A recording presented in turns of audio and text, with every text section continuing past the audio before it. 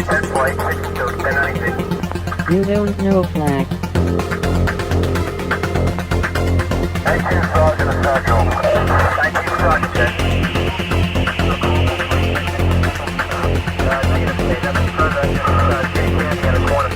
You Don't Know Flack. Welcome to You Don't Know Flack, a podcast full of stories about retro gaming, retro computing, video games, arcade games, and technology from a guy who was there and still is. My name is Rob O'Hara, but for the next 30 minutes, you can call me Flack. Episode 123. The CFFA-3000.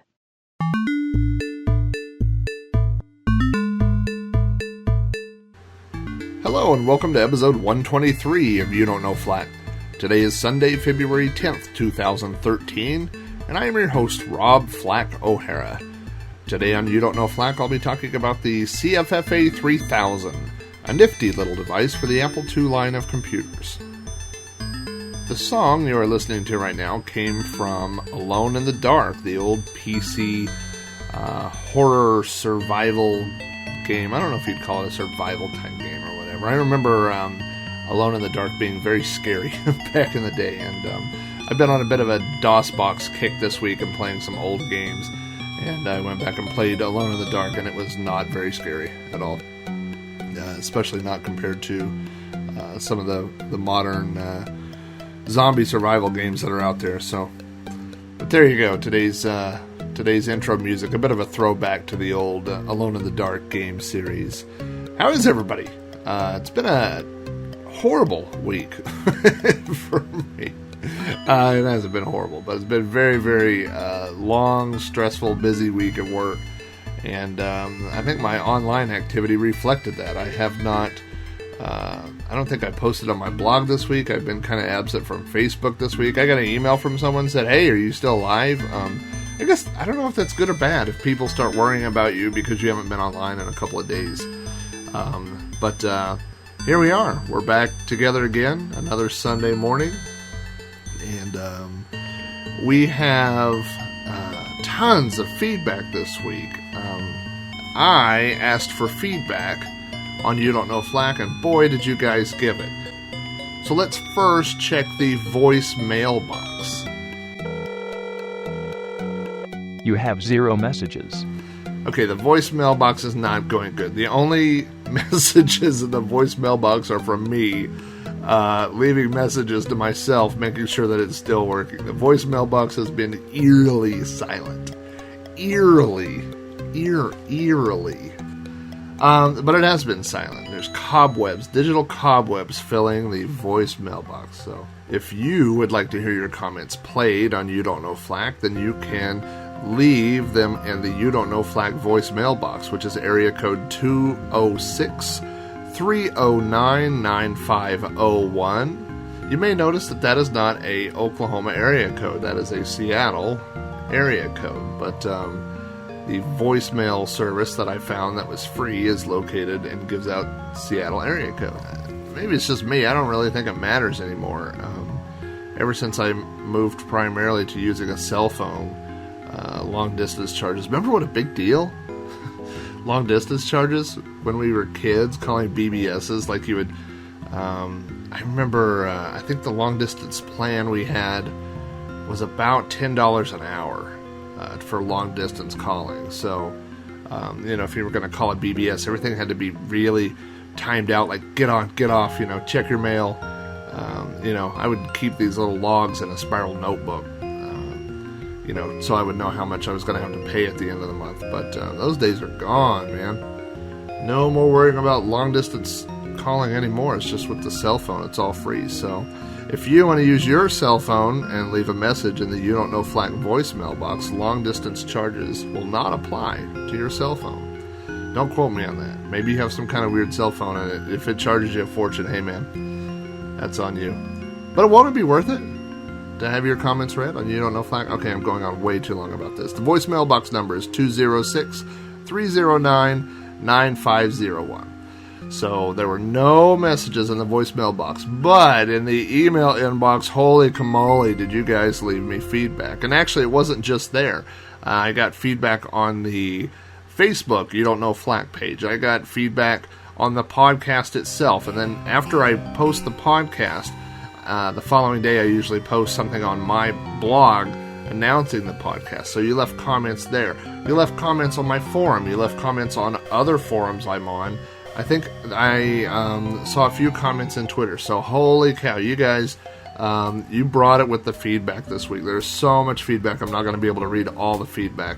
And you guys sent feedback on multiple episodes. So I'm only going to go back about 2 or 3 episodes here. But since we started the push, I keep saying we. There's nobody else here. I am literally in a small room by myself. So I'm going to jump all the way back. But since I started the push with the podcast, maybe that's what's pushed the feedback up. So I'll go back to episode 120, which was about radio scanners, if you remember that episode. That was just a few weeks ago. And I got several feedbacks. The first was from Tex Hogger, who left me a message on the podcast that said, "Good info, Rob." And then he shared a story with me about when he was a kid. His grandparents had a scanner that had been set up by his uncle. His grandpa was a volunteer with the local fire department, so he would listen to what was going on in the town on the scanner, and he would play with it a little bit. And Tex Hogger also says he listens to the CB channels of the truckers that run up and down I-35, which is funny. I'm not sure where Tex Hogger is obviously somewhere in Texas. I'm in Oklahoma City. I-35 runs right by here too. And actually, I'm a little bit further now, but I used to be just a couple of miles from this intersection. There's an intersection at I-40 and Morgan Road in Oklahoma. Nobody knows where that is. Doesn't matter. But it's a interstate off-ramp. I mean, it's an exit, and there are 4 truck stops there. There's one on every corner. It's horrible if you're ever trying to get on at that intersection. So there's always CB traffic and talking going on. So from my house, I could pick up all that stuff with my scanner. But so anyway, thanks to Tex Hogger for leaving me that little comment. Also, I got 2 different comments from people blasting me for my technical inaccuracies, which were terrible in the radio scanner episode. And the first was from my good friend Koos Vendenhout. I hope I said that right. Koos is from the Netherlands, and he has been following me since Commodore came out. He's on the forums, and I always enjoy getting his perspective of things. And Koos had 2 comments for me. The first was that he says that he objected to the word eavesdrop, which I used in scanner listening. He says that it's the information is out there, and so the radios just mean that you're picking up the frequency of the communications, and so it's not eavesdropping. And I think I have to go back and listen to it, but I think what I was probably thinking of when I said eavesdrop is listening to phone conversations. I do think that, to me, that does seem like eavesdropping. I think when people talk on a cordless phone or a cell phone, they have an expectation of privacy, or it may be just an assumption that there are only 2 people listening to that conversation. That's probably what I was thinking of when I said eavesdrop. And also, Koos points out that I mix up my hertzes, megahertzes, and gigahertzes, which is noticeable to this aspiring radio amateur, and he is absolutely right. I am terrible at that. I assume everything that ends in HZ is a hertz, which is silly. And obviously anybody that's really into scanners and amateur radios and things like that obviously picked up on that. So thank you for pointing that out, Koos. Also, he mentions a little bit in the Netherlands how all the public safety services have moved to digital encryption networks, so he can still pick up air traffic control, but he can no longer hear cell phones or cordless phones, or the links between the cell phone towers. So I tell you, and this is a side note, but it is funny that I'm sitting here in this little tiny room in my recording area here in the middle of the United States, right in the middle of the United States, in the middle of Oklahoma, and in the middle of Oklahoma City. And so, obviously, the things that I talk about are very, not just U.S.-centric, but somewhat Midwest-centric as well. So, I'm always, I love getting feedback from people from other places, like, I mean, who would have thought that somebody from the Netherlands would hear this and kick it over. So I will try to make the podcast a bit more world-centric. I'm not doing meters. I'm not doing the metric system. You'll have to convert whatever I say from inches and miles and Fahrenheit and all these horrible non-standards that the rest of us, the rest of the world does not use. But here in the U.S., we still use those things. So anyway, my friend Icebreaker also left me feedback, picking apart all the inaccuracies of the radio scanner show, pointing out that frequencies for cordless phones are in megahertz, not hertz, and that 46 hertz would actually be closer to the sound the Earth makes, and 900 hertz would put me right around the AM band. He also let me know that the length of antenna is not actually equal to having good reception, but what matters more is that you have a match of impedance to the frequency you're trying to listen to, and that you're away from all the internal noise of your house. So that's actually a good point. He then spent the next 3 paragraphs explaining some sort of math equation for matching frequencies and antenna length that I did not understand. But thank you for sending that in, Icebreaker. Icebreaker, by the way, I don't even know, I don't know enough about it to explain it, but he does amateur radio, and I guess it's ham radio, and he picks up these signals like all over the world. I didn't even realize it tied into a computer, but he showed me one time on his computer that all the different countries and places he picks up signals from, and he has all this stuff set up at his house, so it's pretty cool. So he knows way more about radio frequencies than I do, so good for him. On to episode 121, which was about thrifting, and I got a lot of brief comments about the thrifting show. Basically people saying that they enjoyed thrifting, they wanted to hear more about thrifting. I don't know what other thrifting stories I really have to share, so I don't know that there will be another thrifting episode in the future, but maybe, one thing I thought about is there are a few kind of odd thrift places around here or whatever, so, maybe if I might do a story focusing on one of those, or an adventure, something like that, but thanks for all the thrifting related feedback. And then I got one specifically from a new listener, Sean Johnson, who heard about You Don't Know Flack on the Retroist podcast. So thank you, Sean, for listening to You Don't Know Flack and for the Retroist. Sean says he knows the exact smell I talked about very well, and that his first job in high school was at the local Salvation Army. And he says it was a pretty cool job, and that he was able to see all the new things coming in. And he says he wasn't into computers at the time, unfortunately, but he did build up a very nice record collection. See, I know the people working there. They get all the good stuff. I have actually thought, you will think I am totally insane, I have thought about going and getting a job, like a part-time job or something at a thrift store. I don't have the time to do it anymore, but back in the day, I thought about doing that just to see the good stuff, because I know the good stuff's there in the back, and then, whatever doesn't get picked over comes out to us poor customers. But anyway, Sean also shared some great stories with me about some of his memories growing up and playing arcade games. And what's funny is he mentions this story about when he was a kid, that his parents were in a Sunday bowling league, and that they would give his brother and himself a few dollars for candy bars, and that they would go and spend some of this money in this little room and play arcade games, that he would play Moon Patrol, and that his brother would play Joust, and that he would watch his brother play Joust. And that's funny. And I may have mentioned this on the arcade podcast, but my mom and her friend were on a bowling league, and so my friend's mom, well, my friend is one of 3. There's 2 brothers and 1 sister, and then my sister and I, and then sometimes we would take a friend. So all these kids would go to the bowling alley while our parents would bowl.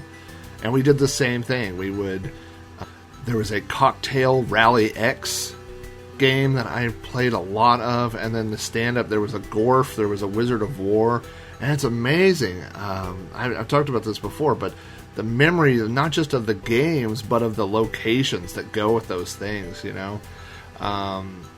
Yeah, there was a Galaga, and that's the same bowling alley that had the Black Knight pinball table. So, yeah, it's I have those great memories too. So I really thank Sean for sending that in. We brought back some of my own memories. You know, it's funny. A weird memory of that bowling alley is they had a jukebox, and this is of course like early '80s, and the jukebox was almost like 100% country and western,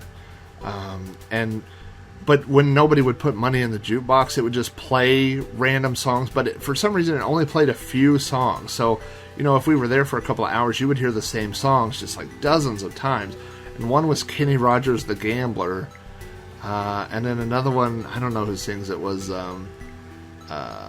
Lord, It's Hard to Be Humble. I mean, I'm not a country western guy, but I can sing every word to those songs to this day. We heard those songs so many times. It's funny. I have all these random 80s songs on my iPod, and we'll be on a road trip, and every time The Gambler comes on, I'll sing every word.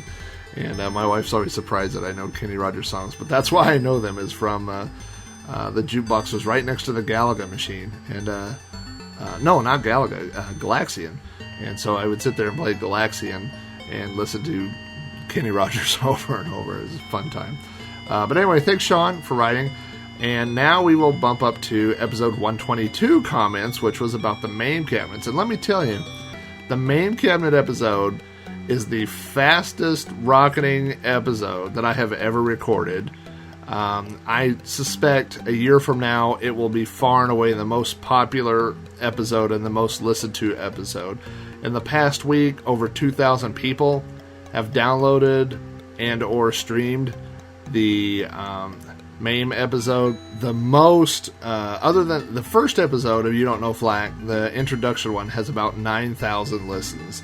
And then the episode about text adventures, where I interviewed Rob Sherwin, has about a little over 8,000. And then it starts going on. Everything on the top 10 has 7,000 now, I guess. But there are a few episodes that have like 200 or 300. For the iCade episode, for whatever reason, has like 300 listens. I don't know. I guess people weren't into the iCade. But you think that's bad? Wait till you see how many people listen to the CFFA-3000 one, which is a really cool product, but it's a little bit obscure, more obscure of a subject than something like MAME cabinets. But so we'll see how that goes. But it's MAME cabinets got a lot of feedback and a lot of traction. So I'll get through these real quick, and then we'll get started with episode 123. The first feedback was from Eric Nielsen, who is one of the newer listeners to You Don't Know Flack. Eric's on the forums, and I just have to mention this. When I asked for feedback and suggestions for new show topics, Eric sent me like 50. Eric sent me enough topics, more topics than I've done on the entire show. I mean, even if I do them, if I get a show out every Sunday for this entire year, he has sent me a year's worth of topics. And, you know, I already have my own topics set aside. So Eric's topics will probably You Don't Know Flack will be talking about Eric's suggestions for the next 2 years at least. So, but Eric has been really great on getting me feedback and suggestions, and so I really appreciate everything that he's written. And Eric says that he enjoyed the show, but he did not enjoy the background music that was played during the intro, and that he disliked the volume, and that he's very ADD, which I am as well, and that he started focusing on the music and not the content. Now, one thing I will say is that and I think Eric got the first version that I put out of the episode, and the first version, for some reason, the mix levels were terrible. It sounded okay on my computer here upstairs, and then I posted it online and went downstairs and listened to it on my laptop, and the music was super loud, and not only that, but the entire podcast was like, you know, another 50% louder than the rest for some. I don't know what happened. So I did readjust the levels and republish that podcast, so anybody who heard it later in the day or later in the week got the fixed version. and the fixed version is the one that's online now. So I'm going to stick with the background music for a couple more episodes. I'm going to try to tune it down a little bit and put it in the background. But I do appreciate the feedback. So far, the vote of everybody's vote for the background music is 0 for it, and well, maybe 1 for it if that's me. So 1 for it and 1 against it. So that's the only vote so far this week. I did have, feedback from Obliterator918, my friend Brandon. And Brandon says that one video option I didn't mention is using an LCD monitor with the scanline effect in MAME. And he's absolutely right. I completely forgot to talk about scanlines. And scanlines are, if you remember old monitors or TVs, if you look really close at them, like you put your eyeball, like when you were a kid, put your eyeball all the way up on the screen, and you would see these little lines that go in between the graphics, and those were the scan lines. And so MAME has a setting where you can basically artificially reproduce scan lines. So you could take that really crisp and clear image that an LCD monitor puts out, and then simulate the look of scan lines on an old monitor. And so that is actually a great solution for LCD monitors. And I don't even have that set up, so I think I'm going to set that up and see how that looks. He also talked a little bit about the cabinet that he has. He used a 16:10 ratio LCD monitor, which gave more screen real estate for the bezel artwork. So that's also, we talked about on MAME cabinets putting the physical bezel artwork on there, but MAME also supports virtual bezels, and you can download those, all the marquees and bezels and things like that, and you can actually display them around the monitor setup. And he says it looks a lot better than you might imagine, and it's the best of both worlds. So that's a good solution. So I'm going to have to look into that. He also says that he does switch off the scanline option for vector games, and so that's I guess that's something you can automate too. But so anyway, thank you, Brandon. Also, the next feedback I got was from Aaron Rashong. This is the first time I've heard from Aaron, and Aaron says, congratulations. You're doing a great job meeting the show a week goal for 2013. And he also says all your listeners appreciate the effort you put into it. Well, good, because there's a lot of effort that goes into it. There's not that much effort that goes into it. It's a time commitment is what it is getting up early on Sunday mornings and cranking this out before it's time for breakfast and or lunch, as the longer shows drag into.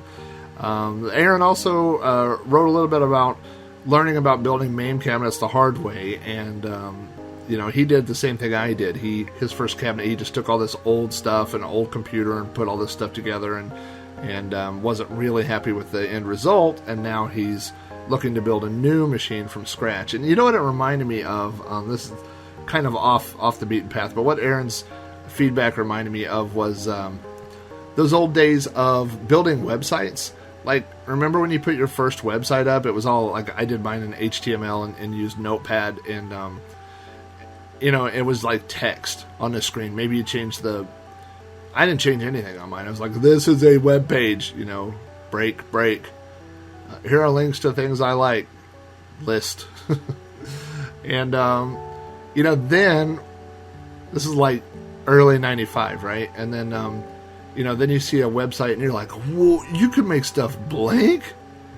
Look at these animated GIFs here. This is cool. Look at, you could get this to play background music, and then pretty soon this is like the birth of GeoCities, right? Like every website looks like this, MIDI multimedia crap fest where it takes like 8 minutes to load. And you have all your little blinking under construction signs, and all your little animated pictures, and it's playing music, and and then eventually you're like, we realized that was crap, right? And then so we all kind of scrapped those websites, and now we do really slick looking websites that are what we wanted, not just every single thing thrown in the kitchen sink, right? So now we know about web design. I mean, at first, we just did the basics, and then we, everything you could do we threw in, and then we all stepped back and said, that doesn't look very good. And so then we kind of came in with some design, some aesthetics, and we all redid our websites, right? And so it's kind of the same thing with MAME cabinets. Like, the first thing is just to get it to work. Like, I can't tell you how many MAME machines. I've had the same experience with car audio. I did car audio as a hobby for a while. And I can't tell you how many cars I drove around with a stereo hanging half out, because you wire everything in, and then you go, I just want to test it and make sure it works. And then I would never finish the part, because it works. So I'd quit working on it. And I did that with my first MAME cabinet. Like, I got the wiring in and the joysticks, and I'm like, I'm just want to see if it works. And then, 9 months later, after I've played 8 million games of Excitebike, I'm like, I'll never finish that.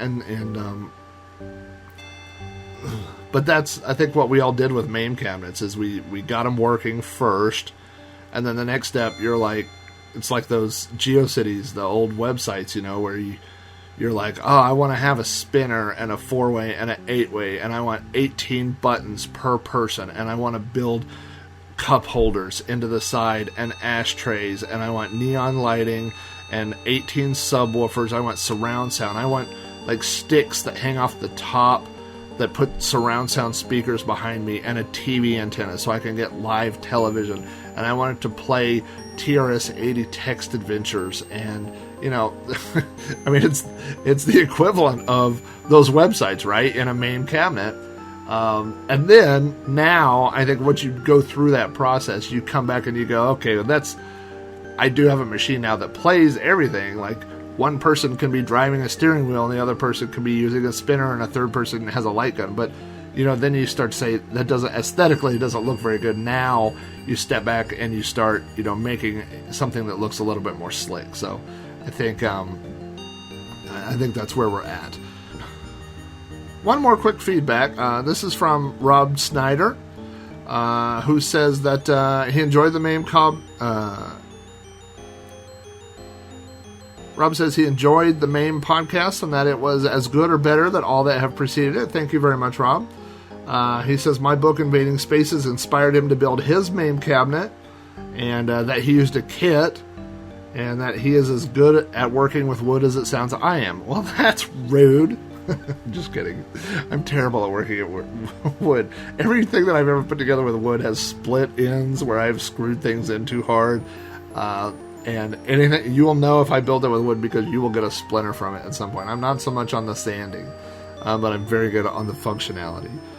And Rob also says he grew up with Commodore computers. Oh, and he mentions that he wants to pick my brain on how to get CHD files to work. And CHD are hard drive images that work with MAME. There are games, that arcade games that have hard drives in them, like War Gods is one, and they are a pain in the ass to get to work with MAME. And actually, what you have to do, and I could go look up the details, but basically what you have to do is if you have a CHD image in the ROM directory, like if you have wargods.zip, which is the ROM, you have to make a folder called wargods, which is the same name as the zip file. So if the game is wargods.zip, you make a folder called wargods, and then copy the CHD inside that folder and unzip it. So, and then the game should automatically see it. But yeah, it's not very intuitive on how to get those to work. And also, Rob sent me this great side story, and it's funny because I had mentioned the Gravis gamepad, and Rob says that he used to work for Gravis out in Pennsylvania, and he got a job where he was supporting their gamepads and joysticks, and then he says they're crappy sound cards. But I thought the Gravis Ultrasound, isn't that the Gus or whatever on demos? I thought that was supposed to be a really good sound card, but maybe they weren't very good when it came to supporting him. But he left Electronics Boutique, which is another place I would have loved to work. As a kid, I remember going to the mall and going to EB and watching.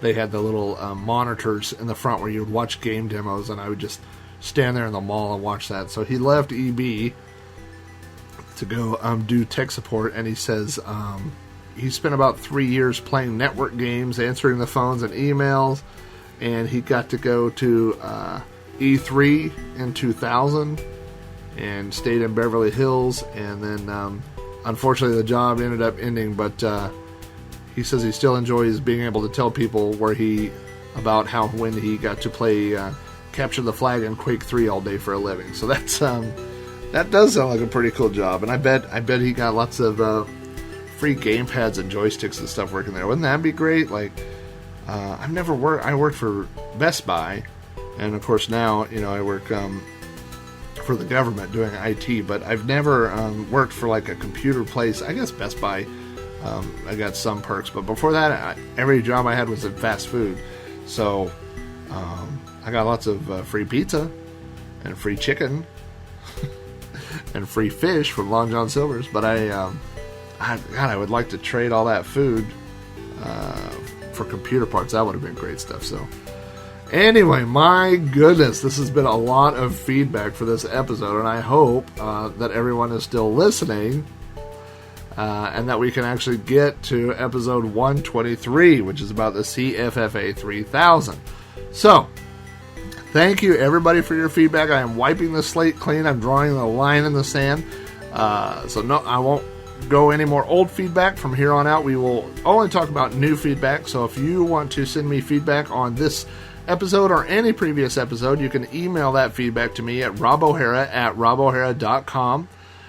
Or, like I said, you could call the voicemail box and leave me a feedback there. If you don't want it read on the air, if you don't want it played on the air, you just want me to mention it, this is all just fun, right? So just whatever you want to do, just however you want to get me feedback, leave me the feedback, and I'll mention it on the air or whatever. So without further ado, and that was a lot of ado, this is episode 123, the CFFA-3000.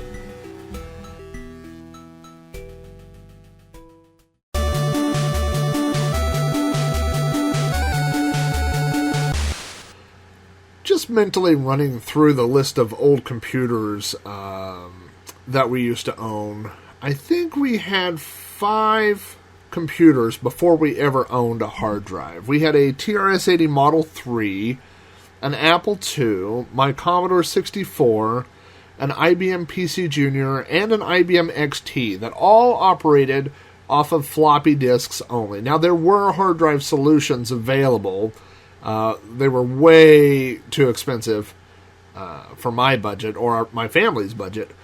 So all of those computers that we owned ran off of floppy disks alone. So, like the Commodore has BASIC built in and the operating system built in, but other computers you had to boot to DOS or some flavor of DOS, the generic term DOS being a disk operating system.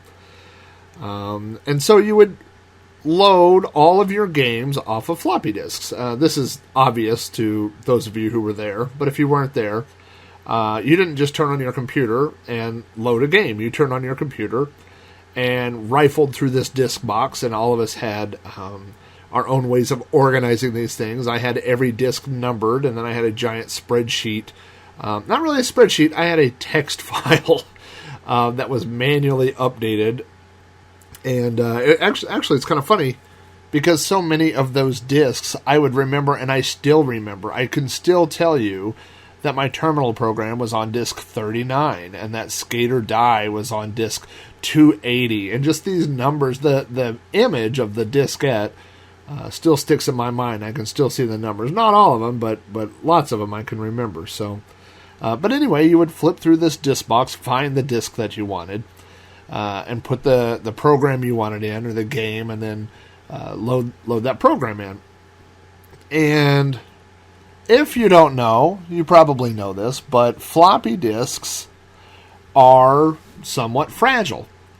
And I'm speaking of floppy disks in general, including the old 8-inch. I never had an 8-inch floppy drive. I started with 5 1/4-inch floppy drives. Floppy disks, and then I think everybody moved to 3 1/2-inch at some point. But all of these disks, especially the old 5 1/4-inch floppy disks, were fragile. They store information magnetically on the disks, and on a 5 1/4-inch floppy disk, if you look at a floppy, you will see the magnetic film where the data is stored. And you were supposed to protect this by putting it inside a paper sleeve, a disc sleeve. But discs were susceptible to heat, to cold. If you bent them, if you put them too close to a magnet, it could erase the magnetic information off the disc. If you got them wet, if you scratched them, there are all magnitude of ways to ruin 5 1/4 inch floppy disks. I know lots and lots and lots of people took their disks when they got rid of their old computers and put them out in their garage or in their attic in hopes of, you save these things and you think, oh, well, years later, I might pull these out and look at them. And now all these disks are ruined from getting too hot or too cold. So, and what can be frustrating is sometimes the entire disk isn't ruined, just a portion of the disk. But if it's an important portion of the disk, then the floppy disk is no longer readable. And there are people that are preserving all this old software. I have several devices that allow me to back up Commodore and old PC and Apple II disks over to disk images, and I'll get into that just a little bit. But, so the old way of thinking for me was once emulators came along, and we talked a little bit about MAME. Well, we talked a lot about MAME in episode 122. But emulators being software programs that emulate hardware, that pretend to be hardware and allow you to run software that was designed for other platforms. So MAME is an emulator that runs arcade programs, but there are also computer emulators available for modern computers. So I'm a PC guy. So there are emulators for the PC that will allow me to run a virtual Commodore 64 or run a virtual Apple II or pretty much any old hardware platform that you can think of. There are probably emulators available for. The logical step, once you see a virtual, and let's just go with the Commodore 64 here for a few minutes. Once you have a virtual Commodore 64 on your computer, the first thing you need is virtual games. Now, in the old cartridge world of emulation, we call those ROMs because they are dumps of cartridge ROMs being read-only memory. So it's a little bit of a misnomer to call computer disk images ROMs because they're not ROMs, they are read-write. And so we just call those disk images. But so once you got your virtual Commodore set up, the first thing you want to do is get some disk images that you can play on that virtual machine. And there are lots and lots of disk images, lots and lots and lots and lots of disk images available for the Commodore 64. If you check out GameBase 64 and track down the GameBase releases, I think the last version of GameBase has more than 20,000 Commodore 64 disk images for games alone. There are more for the utilities and applications and things like that. So that's an awful lot of games available. But if you were like me, you probably created some things with your old Commodore 64, and those creations may be still sitting out there on real physical diskettes. So once you have that virtual computer on that virtual Commodore 64 on your computer, the wheels probably start turning. How do I get physical Commodore 64 diskettes and convert them into these disk images that I can use on an emulator? And it turns out there are multiple ways to do that. Now, as a kid, I thought, there must be a program that will allow me to put this 5 1/4 inch Commodore diskette into my 5 1/4 inch floppy drive on my PC and read that disk in. And for many, many, many years, there was not a way to do that. So multiple solutions throughout the years have been invented. One was the X1541 series of cables, which have a serial cable on one end that plugs into a actual Commodore 64 disk drive, and a parallel port on the other end that plugged into an IBM PC. Now, this was a workable solution. However, the drivers and the software that allowed this little magic interface to work was very sensitive to timing issues. and needed direct access to the hardware. So it doesn't really work in Windows. It only worked in true DOS. So when I got my first X1541 cable, it worked great, but we're talking, days where dual booting into DOS or Windows wasn't a big deal. Now it's, on modern hardware, well, the last PC I bought doesn't even have a parallel port, so it's a moot point at this point. But there's the Zoom floppy, which is a USB interface that allows you to hook a physical Commodore 64 drive up to a PC. There's the FC5025 project, and I have one of those as well, that allows you to dump not only Commodore discs, but Apple II discs, and old IBM PC discs, and several other formats to PCs for use for emulators.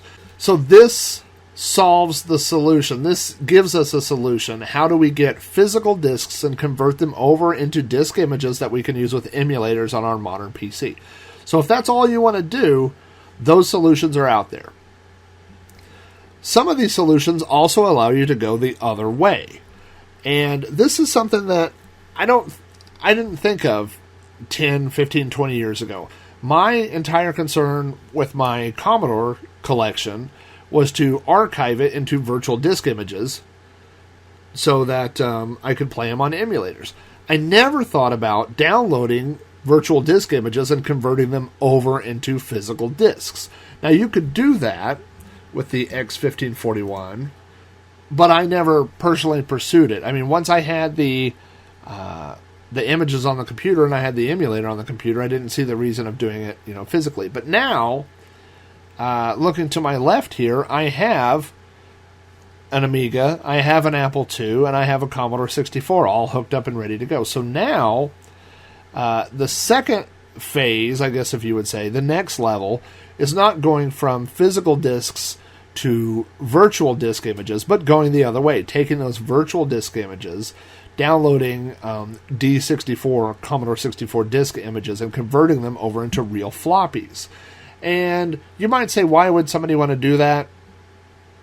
I don't have a great answer for that. I guess if you're a hardware purist, there are certain things that only work on the hardware. There are certain things that only sound right on a real SID chip. They don't sound right on a emulated or a virtual Commodore 64. So, there are reasons to do it. Maybe you just enjoy the original hardware. I enjoy the original hardware.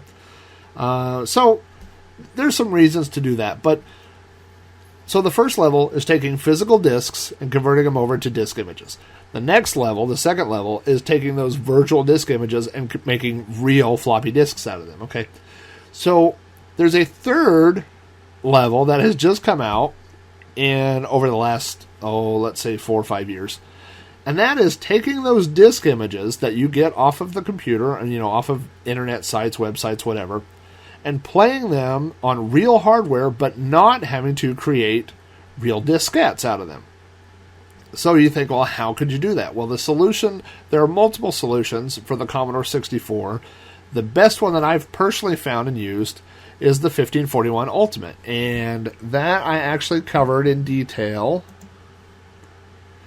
in episode 109 of You Don't Know Flack. Episode 109 was all about the 1541 Ultimate. So, not to retread that information, but the 1541 Ultimate plugs into the cartridge port, and it has a slot for an SD card, or an SD, I think micro is what the newer ones use. I have the older version that uses a full-size SD card. But that allows you to download virtual disk images off of the internet, put them on an SD card, plug that SD card into the 1541 Ultimate, which is connected to the Commodore 64, browse that list of D64 images and mount them exactly like real floppy disks. So you don't have to convert them to real floppy disks anymore. You are playing virtual disk images on the Commodore 64, and the Commodore 64 is none the wiser. So this saves, first of all, I don't know when the last time you went and bought 5.25-inch floppy disks. I think they cost more now than they cost back in the day when they were new.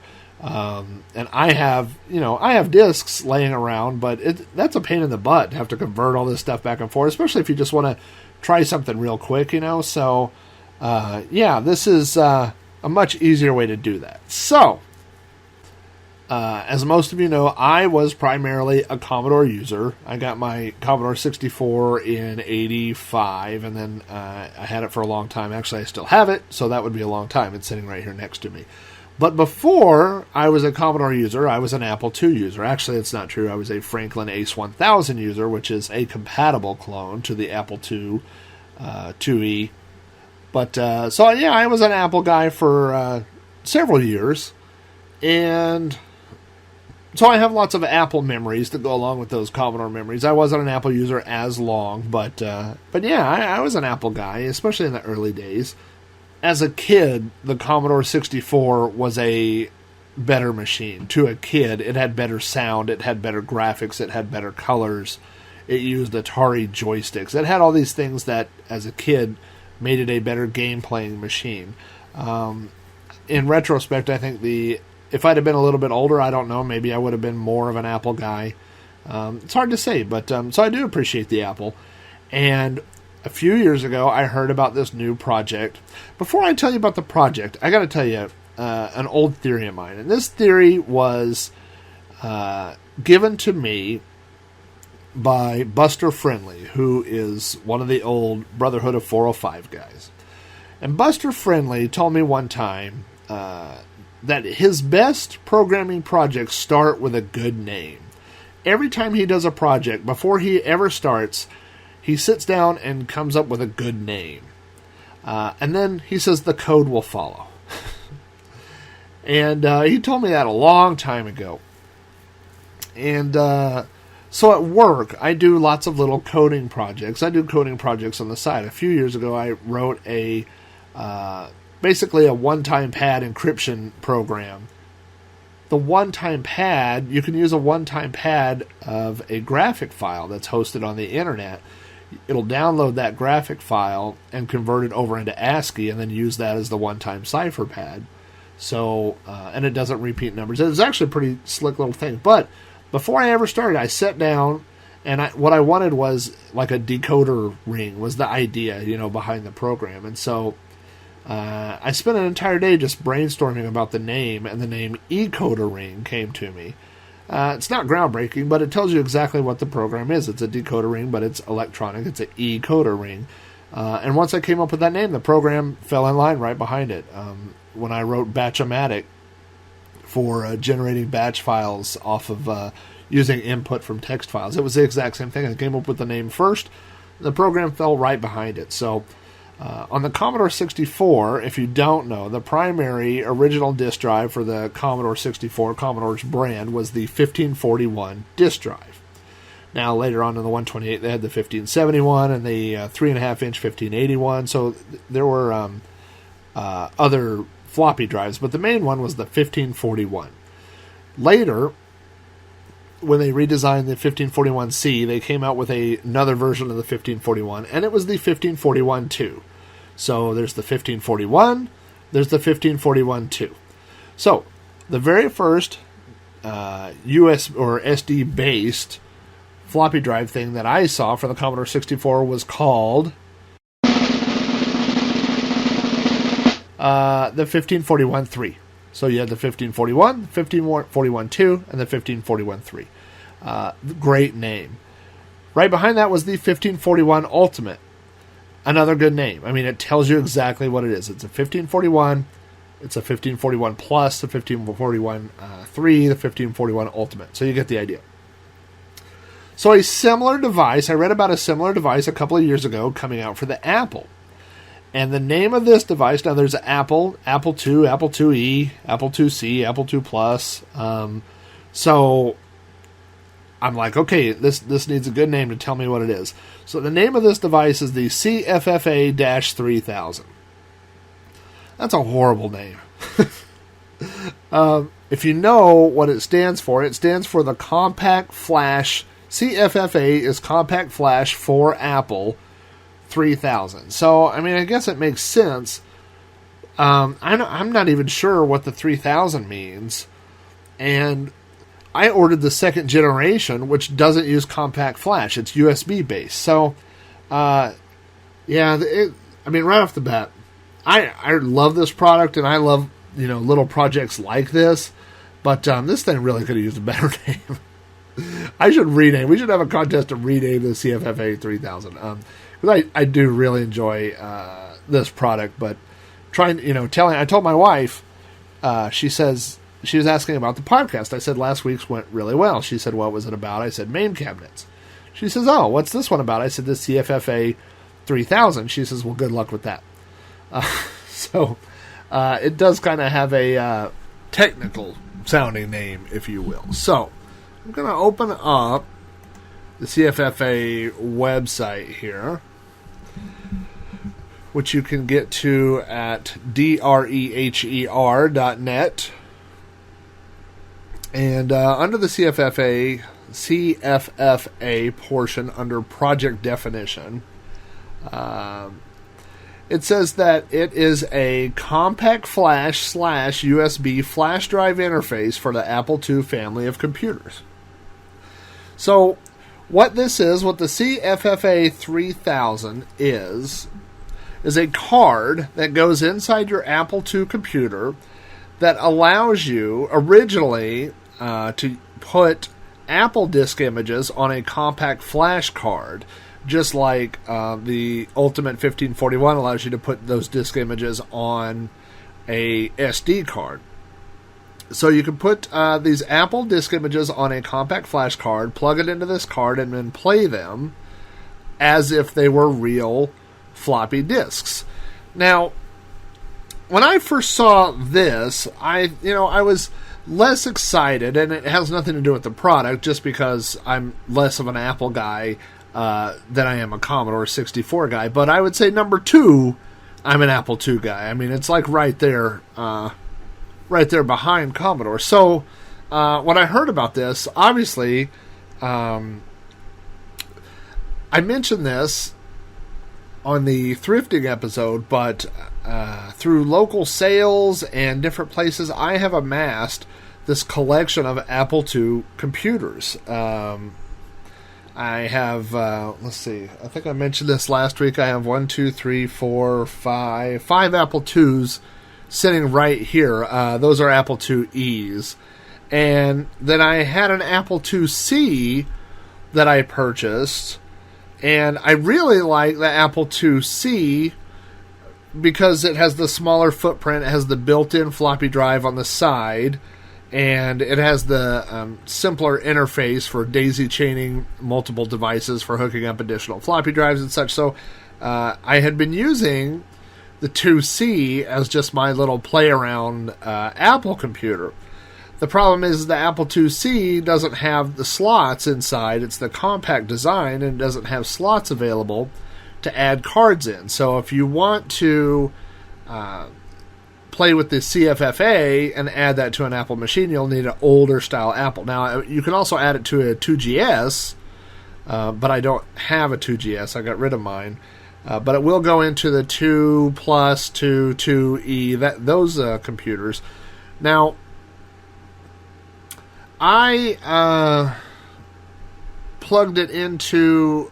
I have a Franklin Ace 1000, or had a Franklin Ace 1000. I just recently destroyed it on accident. But I plugged this card into that.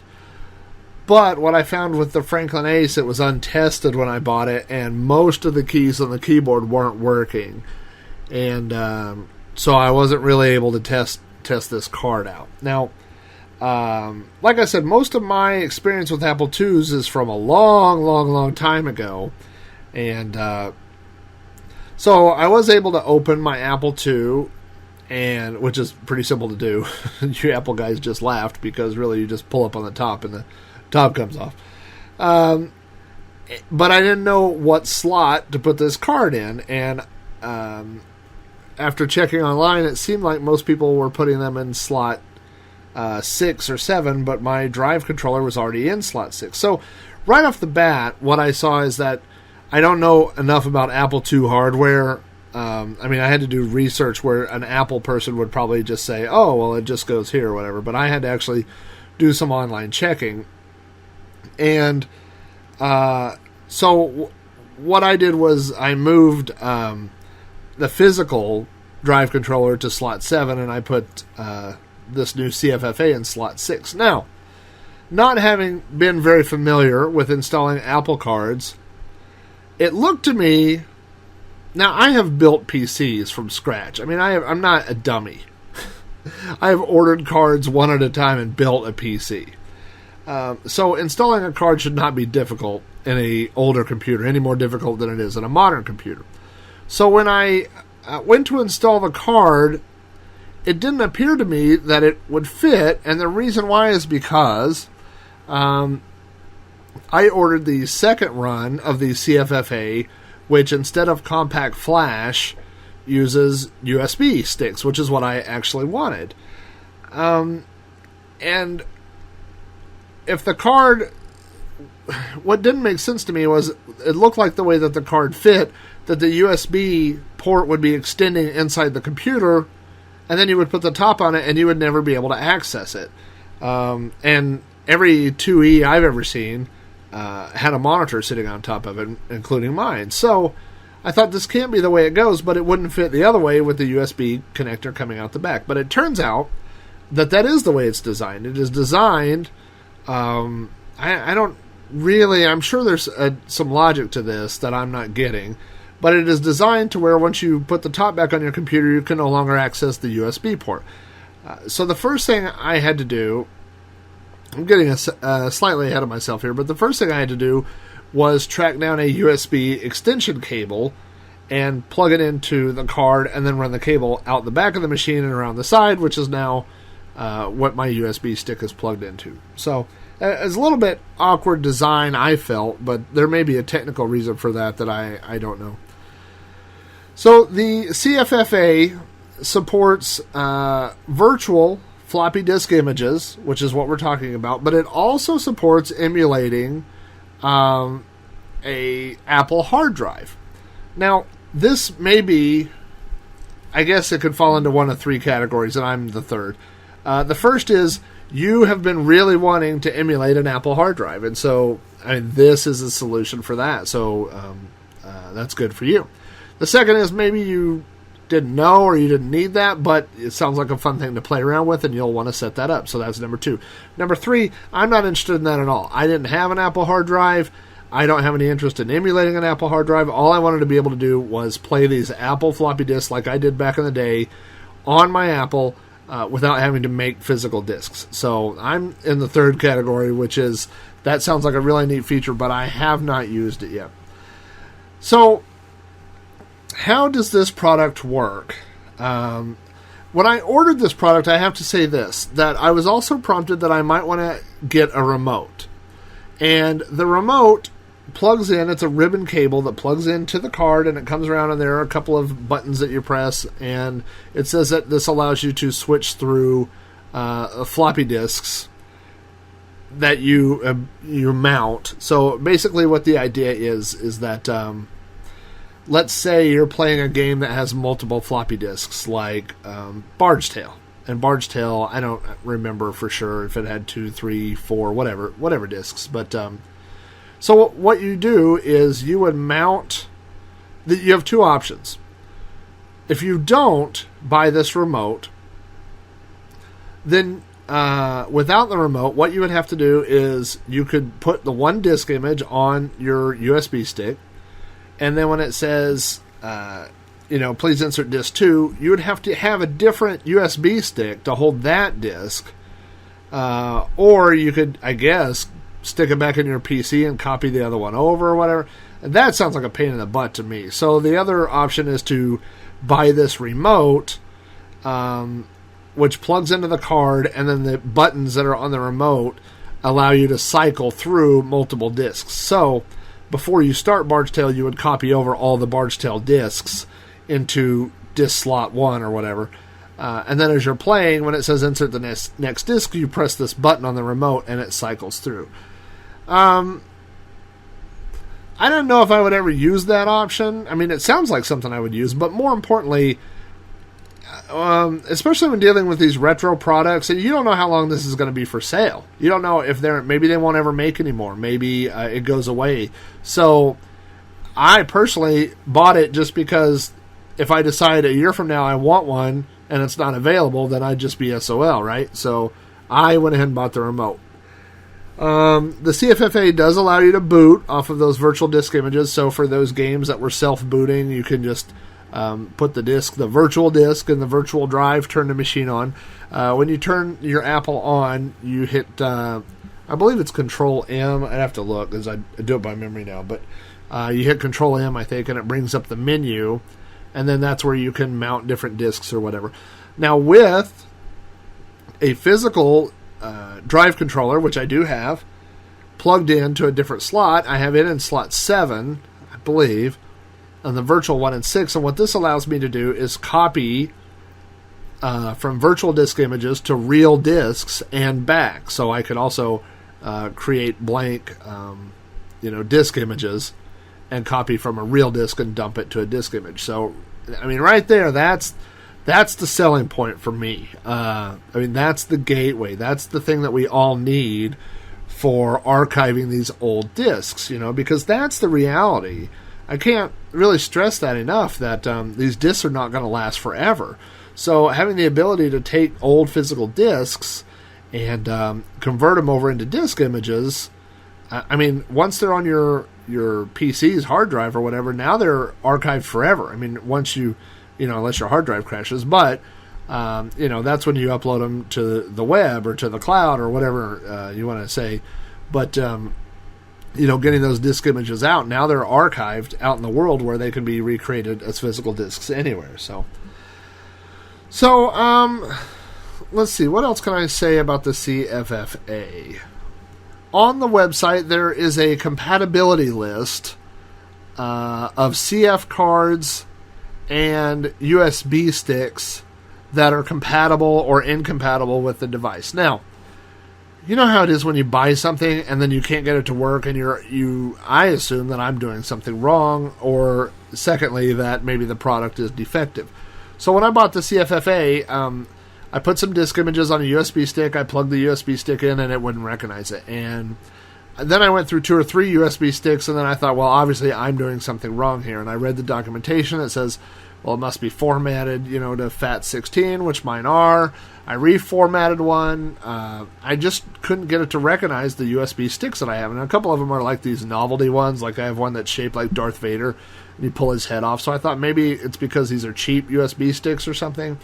So as a desperate attempt, I ordered some stuff off of Tiger Direct. I don't know if you're a Tiger Direct or a Newegg guy. It seems like people are one or the other, but I ordered some things off Tiger Direct, and it said, after I ordered, other people who ordered this product also ordered these, and I hate that stuff because, first of all, I don't care what other people ordered, and second of all, I usually end up ordering what it suggests. And so it says other people ordered this, and they were having a sale on HP brand 32 gig USB sticks for $9.99. And so I was like, well, damn you other people, because I bought 2 of them. So I got 2 32 gig USB sticks, and I tried that as a last resort, and it works great. I plugged it into, and I tried it with and without. I tried all these with and without the extension cable, but even with the extension cable, I plugged this in, and it works beautifully. So there is that weird, I don't know if it's ironic, it's not really irony, but the fact that I'm copying over these 150K Apple disk images onto a 32 gig USB stick to play these old games is, I don't know, it's just kind of a weird advancement in technology. But anyway, so there does seem to be some compatibility issues. I'm just looking here at for the older card, the CF card, and it looks like there are about 10 that have found that work, and then about 5 that don't work, different brands, and like Memorex, and so it's not just off weird brands. The Memorex cards don't work, Kingston Canon cards don't work, but SanDisk and Kodak and Simpletech do. So yeah, before you invest any money in a card, you might want to check the website and see what's compatible. So the CFFA-3000, it says here on the website, is the 3rd generation, so perhaps that's where the 3000 comes from. It allows you to use CF, compact flash, and USB flash media as disks in your Apple II computer. Now, all the versions of the CFFA have been limited editions. I believe the second run was, I want to say 500. I'm not sure now because the order form's gone off the website. But they went pretty. Seemed to me like it went pretty fast. When the first ones went out that were compact flash, like I said, I kind of wanted one, but I don't have anything else that uses compact flash anymore, so I wasn't thrilled about that. Then when they said they were making a second run and they had added USB, I was definitely all over that. So I'd already been on the pre-order page, and so I got notified and I ordered one. So let's talk about cost. The CFFA-3000 is $149.95, so that's $150 to be able to do this. So all this stuff, the new retro hardware is expensive. I mean, if you think about, the run numbers of these 500 cards is not very many cards. It's expensive to get these things made, plus all the R&D that goes into it, plus the support that goes into it. So $150 I don't think is very expensive, really, in the big picture. Obviously it's an investment, so if you're something that you don't think you get a lot of use out of, then it may not be worth that money. But for me, just being able to, like I said, copy these images over, and I've kind of become a little bit online. I've had several people contact me recently about archiving their disk images. People that have, I just had a guy recently on a forum say that he developed some old text adventures and other games on the Commodore back in the 80s, and his computer's long gone, but he found his old discs, so he wanted to know if anybody could archive them for him. So I told him sure, and those discs are in the mail en route right now, and I hope to convert those over and get those sent back to him. But there was a very public project recently about Prince of Persia, the original Prince of Persia. The original code and beta versions have been found, and so people worked together to import that, get those discs copied back over and preserved. So as far as, just having that tool available, even if I only use it a few times, to me it's worth the money. And like I said, just being able to dump those disc images and play them on the original hardware, I enjoy doing that. So to me it's worth the money. But like I said, you just have to gauge yourself, and see how often you would use it. Also on the website, in the compatibility section, it talks about what models are compatible, and it goes from the 2GS back to the 2E, the 2E Enhanced, the 2 Plus, and then it says the 2 is to be determined. But what's funny here, it says the Apple 2E, yes, but not tested yet. Well, I have tested it.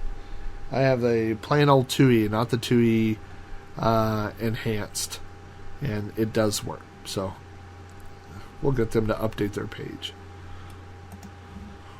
So the very first test that I gave the CFFA is I went and downloaded some of my favorite games off the web, the Apple disk images. I put them on there, and the very first game I tried was Karateka.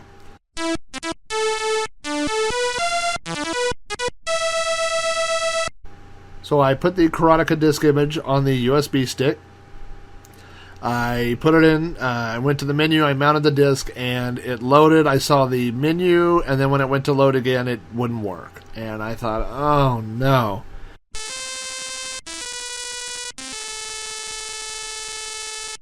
Have I bought something that's not going to work on things that have to load multiple times? Does it not support multi-load games?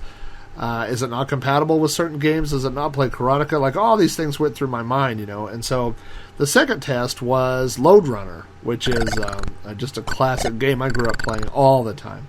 So I threw in Lode Runner, and it worked. And Lode Runner worked perfectly. And then I played Choplifter, and Choplifter worked perfectly.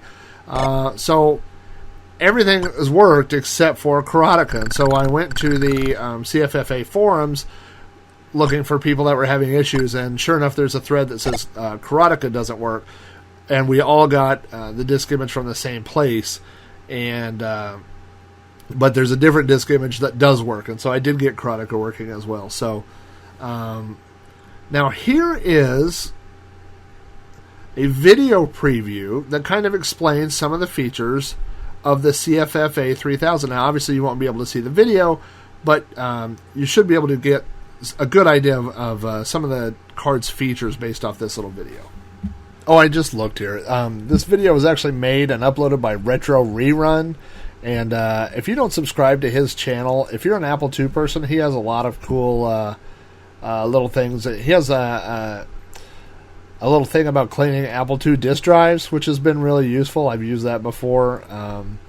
But yeah, anyway, so this is a quick little video about the CFFA-3000 from Retro Rerun's channel on YouTube. Welcome to this introduction to the Compact Flash for Apple 3000 card, otherwise known as the CFFA-3000. This video will demonstrate how to use this very modern bit of hardware in a very retro situation, an Apple II computer. Physical hard drives are slow, noisy, failure-prone, and drive technology has pulled way out ahead of the Apple II's realm. Small, working, SCSI drives are just hard to get anymore. The most common use for a CFFA-3000 card and its predecessors is to use it as a virtual hard drive. New for the CFFA-3000 is the ability to host virtual hard drives, not only as rigid partitions on a compact flash card, but also as whole disk images represented as normal files, one per virtual disk that you can easily copy, backup, store, and exchange. Also new for the CFFA-3000 is Disk 2 emulation. You can use disk images from any Apple II operating system, including some copy-protected games. You can back up your real disks to virtual image files, and then copy the disk images to the CFFA-3000 to run just like they did before, just without the floppy disk. Here's a tour of the card. This is the main read-write LED. It'll blink when the card is busy. There's a bank of configuration switches on the card, but you don't really need to mess with them. They've got a handy legend on the back if you need to look one up. Then there's the slot for the compact flash card, and the USB port. Note that you can plug in a USB thumb drive directly, or you can use any of a number of other adapters like extension cords or multi-card readers. So let's get started and see the CFFA-3000 in action. So we'll start by plugging the CFFA-3000 into slot 7 of an Apple IIe. That's the traditional slot that a hard drive controller goes into. You can pick any slot you want for the most part. Some machines will restrict you from using slot 3, so to keep it traditional, we'll just use slot 7. Remember, Apple's ProDOS has the ability to use one or more hard drives of up to 32 megabytes in size. We'll start by taking a virtual hard drive image with ProDOS already on it and set up the CFFA-3000 to boot from it. We can basically use any USB stick or compact flash card we have available. Plug it into a host computer, drag any hard drive image to it, and eject it back out. The disk image we'll use here is a backup of the one that shipped with the original CFFA card. Now we plug the USB stick into the CFFA-3000 and turn the Apple II on. We'll quickly hit the M key to get to the configuration menu. Since this is a hard drive image, we'll select Smart Port. Our image is on the USB stick, and it shows in the File Chooser menu here. Hit Return to select it for inclusion, and we're done. Leaving the menus, will automatically boot and we can see it start up. You have fine-grained control of exactly which disk image will appear on which slots and drives, but for simplicity, we're just sticking with the defaults here. Note, too, that you can do all these same operations with a compact flash card as well as the USB stick. You can even have both of them in the card at the same time. Using the CFFA-3000 as a hard drive is great, but one of the cool new features of the card is to allow it to emulate a standard floppy drive controller with floppy disks. The great thing about this is that you can use virtual disk images from the internet or disks you already own, but without ever having to copy them back to physical floppies again. You're using the real Apple II hardware, so it's better than emulation, but your floppies won't ever wear out. The concept is the same as for hard drive images. You just need to copy the floppy images to the USB stick. We'll get into the CFFA-3000 configuration by hitting the M key on boot up, invoking the CFFA-3000 menu. Here, we'll tell the CFFA to configure floppy disk as the traditional slot 6. Then, select the disk configuration, pick the image we want to insert, and hit Return. You back out of the menus and reboot. The virtual disk and the virtual drive will then boot up just as if it were a real floppy disk. The CFFA-3000 opens up a bunch of new possibilities for backing up your physical and virtual disks. For example, you could configure your card to host the virtual disk 2 in slot 7 and then have a real disk 2 in slot 6. That way, you could use any disk 2 copy software to copy from slot 6 to slot 7, and you'd be making a virtual backup of the physical disk. Back on the modern computer, backing up your virtual images is as simple as dragging the virtual image files to the main file system for safekeeping. This same technique works for either floppy or hard disks on the Apple II end. That's it for this brief introduction. We've just scratched the surface of this very flexible and powerful card. The CFFA-3000 has new capabilities of hosting virtual disk images of any shape, size, or operating system for the Apple II. It has the ability to substitute contemporary silicon storage for aging magnetic technologies. For a computer approaching its 35th birthday, the CFFA-3000 is as future-proof as it gets in this industry. Thanks for watching. Visit Dreher.net for more information. So again, that was Retro Rerun from YouTube, and his basically his video is it's linked to the official CFFA-3000 website, or is linked from the CFFA-3000 website, which is why I thought that they had done it. But this video is kind of what convinced me to buy mine. So, like I said, the initial run of the CFFA, I guess the compact flash cards weren't able to be read in the PC or something. You had to format things or use different tools. But with the advent or the introduction of USB to the card, I just think that makes it so much more useful. I mean, literally every computer I own now has a USB port, so you can just well, not everyone, as I look over to the Commodore, but every modern PC that I have obviously has a USB card, so or a USB port. So especially with the extension cable and the USB coming out the back, it's very easy and quick to just copy these disk images over and play them. Now, things I would have liked to seen differently in the CFFA-3000, which is me nitpicking something that was absolutely genius to put together and work. I could never come up with a piece of hardware like this. But on the 1541 Ultimate for the Commodore, has buttons that you can press a button and it launches into its version, a 1980s version of a GUI interface. But it pops up with a menu where you can switch discs out, pick which disc you want, all these things. And once you've started with the CFFA-3000, once you've launched into your Apple program, there's no way to get back into that menu to switch discs.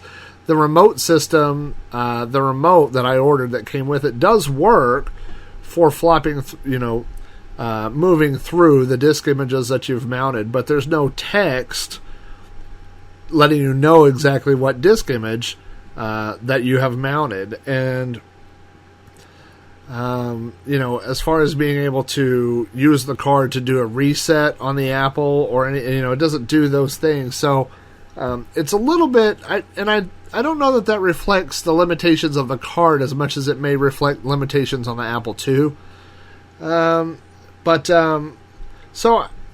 don't know that it's has as many features as something like the 1541 Ultimate does for the Commodore, but I mean, for what it does, it's amazing. This little card, and everything that I've read online, it looks like a lot of people are using it for the hard drive images, so I might be missing out on not, I guess I'm more, is this a word, floppy-centric? Maybe I just coined a new word. But that's where my head is mostly, is floppy disks and archiving those and copying those and making those. And there is a, just like with the 1541 Ultimate, and like was mentioned in the video, you can have physical drives, which was my whole goal, really, was to have physical drives hooked up at the same time as the CFFA-3000 so that you could copy back and forth from real disks to virtual disks and back. So, I don't know that I have a lot more to say about the CFFA-3000. I guess the second run is out, and I don't know. Let's check the website here. Okay, so it does say here that the second run became available in June of 2012. I ordered mine after that. I got mine in August or September, and there were 500 cards in run number 2. And I'm going to see here if it says how many were made for number 1. Okay, it looks like there were 300 for the first run. So that's 800 total of these cards. And I don't see anything on here right now about new version, not pre-orders for the new version. There may be, let me click a couple things. Here's an order form. Nope. It says order form. Run number 2 has sold out. And they do still have the CFFA-3000 remote and cable available for $19.95. So if you did order one of the cards and don't have the cable, it looks like you could still get one of those. One thing I wanted to mention is that there are BIOS updates being released for the card that are fixing one of the early feedbacks that people were posting is that the original CFFA did not support subdirectories, so everything had to be in the root, which of course limits not only your organization but how many files you can put on a USB stick. And the latest BIOS update does support subdirectories now, so that's a nice addition. So the product is being updated, and it's a very simple product to upgrade. You just have to copy the new BIOS over to, I don't know if you can do it from the USB. I saw a note that said it had to be done from compact flash. But the firmware updates are really nice. Well, that's about all I have to say about the CFFA-3000. I do highly recommend it if you're an Apple II person.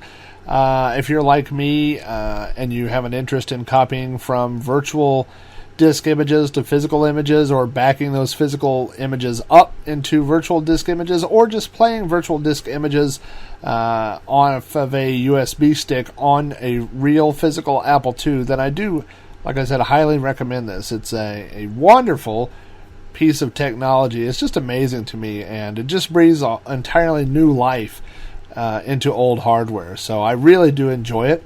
I am now firing up Chivalry, which is a game I used to play in 5th or 6th grade. I can't remember, but I used to play this. This is before Defender of the Crown and a few other medieval type games. But right in the peak of my Dungeons & Dragons days, I used to play Chivalry. So I'm going to start playing Chivalry right now, and you are going to go do something else. So thank you for listening to another episode of You Don't Know Flack.